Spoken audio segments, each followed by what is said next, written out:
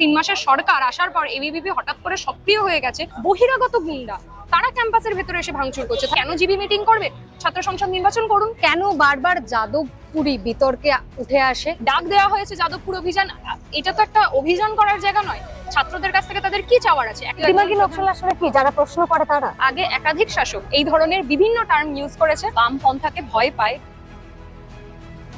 বুধবার রাতে ইঞ্জিনিয়ারিং বিভাগের জিবি মিটিংকে কেন্দ্র করে এবিভিপি এবং বামপন্থী ছাত্র সংগঠনের মধ্যে একটা বচসা তৈরি হয় এবং সেই ঘটনায় বাইরে থেকেও পরে গভীর রাতে মব এসে অ্যাটাক করে বলে অভিযোগ। আমাদের সঙ্গে রয়েছেন আফরিন, যাদবপুর বিশ্ববিদ্যালয়েরই ছাত্রী, তার সঙ্গে কথা বলবো। গতকালের যে ঘটনা, আপনি কি ছিলেন তখন, কিছু জানেন এই ব্যাপারে? আমি গতকাল রাত্রিরে ছিলাম না, কিন্তু আমরা আজকে সকাল থেকে এসেছি এবং রাতে আমরা বিভিন্ন ছাত্রদের কাছ থেকে, আমাদের যারা রিসার্চ স্কলাররা যারা হস্টেলে ছিলেন তাদের থেকে আমরা বিভিন্ন রকম খবর পাই এবং আমরা বেশ কিছু লাইভ ভিডিও আমরা দেখতে পাই, যেখানে আমরা এটা দেখতে পাই যে প্রথমে ঘটনাটি শুরু হয় রাত 9:30 নাগাদ। পেটসুর একটি জিবি চলছিল, সেখানে ছাত্ররা জিবি করছিল। সেখানে এরকমটা অভিযোগ করা হয় যে এবিভিপি, এনএসএফ এর বেশ কিছু ছাত্র এবং রিসার্চ স্কলার, যাদের ছাত্রদের জিবির সাথে কোনো রকম ভাবেই যোগাযোগ থাকার কথা নয়, তারা গিয়ে সেখানে ঝামেলা করে এবং বচসা শুরু হয় দুই পক্ষের মধ্যে।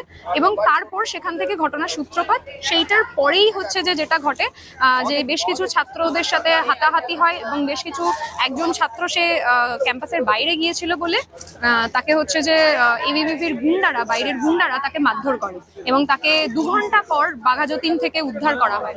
এই ঘটনাগুলো আমরা জানতে পারি। তারপরে আমরা দেখি যে একদম গভীর রাতে বিভিন্ন সময় বহু ছাত্রছাত্রী তারা তখন ক্যাম্পাসে, একদল গুন্ডা বাহিনী যারা যাদবপুর থানায় অবস্থান করছিল, সেখান থেকে হঠাৎ করে তারা যাদবপুরের 4 নম্বর গেট ঠেলে একদম গার্ডদের কোনো রকম কোনো বাধা না মেনে ঢুকে পড়ে এবং ক্যাম্পাসের ভেতরের যে প্রপার্টি সেগুলোকে নষ্ট করা শুরু করে, ছাত্রদেরকে দৌড় কেটে মারতে শুরু করে, বিভিন্ন রকম কটূক্তি, গালিগালাজ ভাষা, পতাকা জ্বালিয়ে দেওয়া থেকে শুরু করে যা হাতের কাছে তারা পেয়েছে ভেঙেছে এবং জ্বালিয়ে দিয়েছে। এবং সেই জ্বালানো জিনিসগুলো ছাত্রদের দিকে, ছাত্ররা অরবিন্দ ভবনের ভেতরে ছিল সেফ জায়গায়, সেখানেও তাদেরকে সেইগুলো ছুঁড়ে ছুঁড়ে মারা হচ্ছিল, আগুন নিয়ে তাদের দিকে ছুঁড়ে দেওয়া হচ্ছিল, ফলে সেখানে বহু ছাত্রছাত্রী আহত হয়েছে।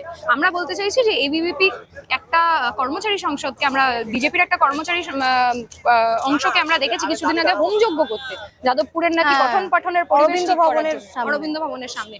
তাদেরই ছাত্র সংগঠন, তাদের ছাত্র সুলভ আচরণ নয় কেন?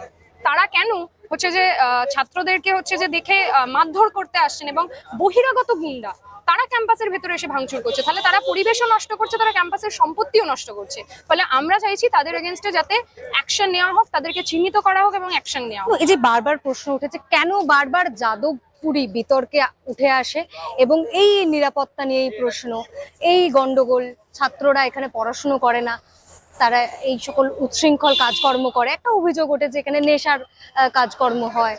আমরা তো এটাই বলতে চাইছি যে এই উচ্ছৃঙ্খল বা এই ধরনের ঘটনাগুলো ঘটাচ্ছে কারা? এটা নতুন ঘটনা নয়, যাদবপুরে এই ধরনের ঘটনা ঘটেছে। তার কারণ আমরা দেখেছি 2014 সালে বিজেপি ক্ষমতায় আসার পর জেএনইউ, এইচসিইউ, জামিয়া মিলিয়া থেকে শুরু করে আলিগড় মুসলিম ইউনিভার্সিটি সমস্ত জায়গায় আক্রমণ করা হয়েছিল, ছাত্রদেরকে ক্যাম্পাসের ভেতরে ধরে পেটানো হয়েছিল। ঠিক একই রকম ভাবে যাদবপুর বিশ্ববিদ্যালয়ে 2016 সাল, 2019 সাল, 2023 সাল এবং 2026 সাল যে কোনো ঘটনাকে কেন্দ্র করে যাদবপুর ইউনিভার্সিটির 4 নম্বর গেটে হামলা করা হয়েছে, ডাক দেওয়া হয়েছে যাদবপুর অভিযান। এটা তো একটা অভিযান করার জায়গা নয়।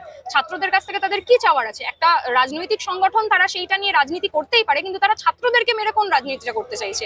এবং তারা একই রকম ভাবে আবার আক্রমণ নামিয়ে আনছে যাদবপুর ইউনিভার্সিটির ভেতরে। যাদবপুরের ছাত্ররা এতদিন সুশৃঙ্খল ভাবে, শান্তিবদ্ধভাবেই, মানে শান্তিপূর্ণভাবেই রয়েছে। তাদের বিরুদ্ধে যারা মত প্রকাশ করে সেই মতের জায়গাও যাদবপুর এতদিন দিচ্ছে, কিন্তু এবিভিপি হঠাৎ করে, আমাদের বিজেপি 3 মাসের সরকার আসার পর এবিভিপি হঠাৎ করে সক্রিয় হয়ে গেছে এবং এবিভি হঠাৎ করে সমস্ত কাজে বাধা দিচ্ছে এবং ছাত্রদেরকে পেটাচ্ছে। তাহলে ছাত্ররাও তো চুপ থাকবে না। কিন্তু বহিরাগত গুন্ডাদেরকে নিয়ে এসে এবিভিপি কোন বার্তাটা ছাত্র সমাজ? নির্বাচনী প্রচারে এসে প্রধানমন্ত্রী নরেন্দ্র মোদী তিনি বলেছিলেন, যাদবপুরের প্রসঙ্গ তার কথা উঠেছিল, পড়াশোনার পরিবেশ নেই, নানা প্রসঙ্গ তিনি তুলেছিলেন। মূলত এই যে ক্যাম্পাসে যে একটা ছাত্র সুলভ আচরণ হয় না, এই সমস্ত অভিযোগগুলো তার মুখেই, এই ধরনের অভিযোগগুলোই শোনা গিয়েছিল।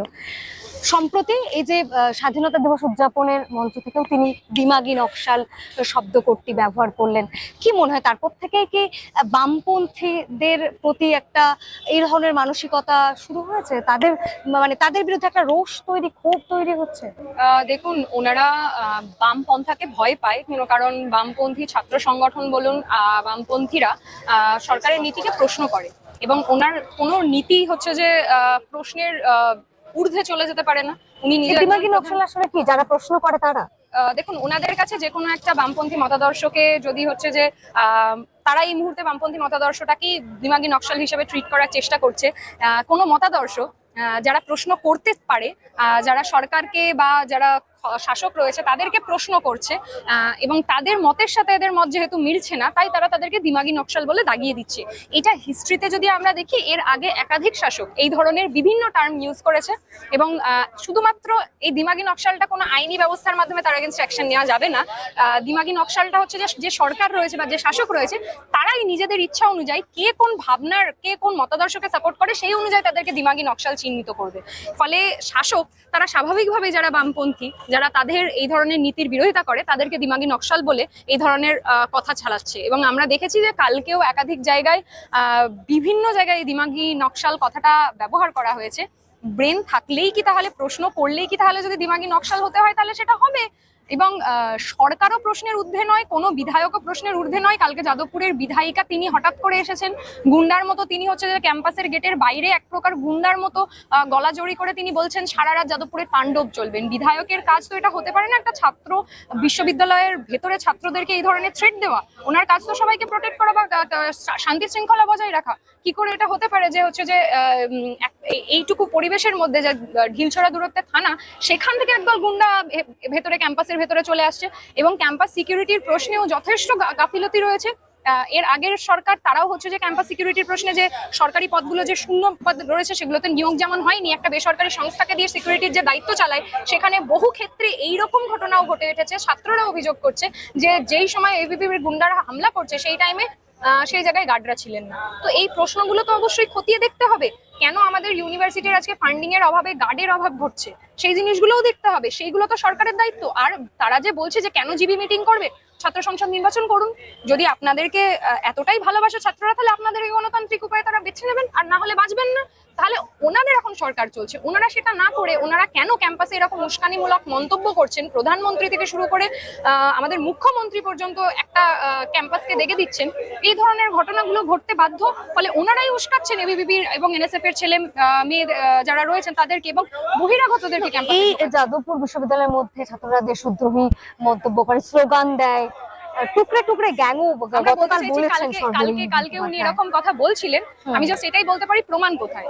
এরকম উল্টো পাল্টা কথা বলে দিয়েই তো হচ্ছে যে খাল্লাস হয়ে যাওয়া যায় না।